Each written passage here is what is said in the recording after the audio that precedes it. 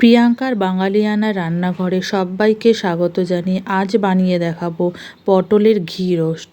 পটলের ঘি রোস্ট তৈরি করার জন্য নিয়েছি সর্ষের তেল, নিলাম 1 চামচের মতন ঘি।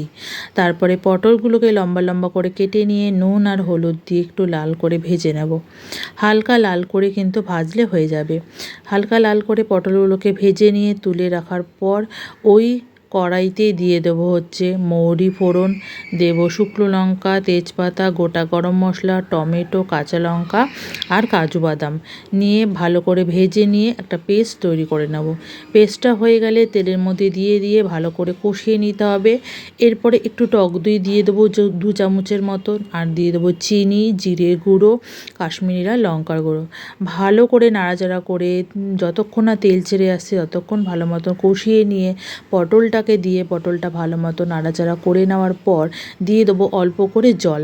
গ্রেভিটা ভালো মতন মাখা মাখা হয়ে গেলেই দিয়ে দেবো ঘি 1 চামচ আর গরম মশলার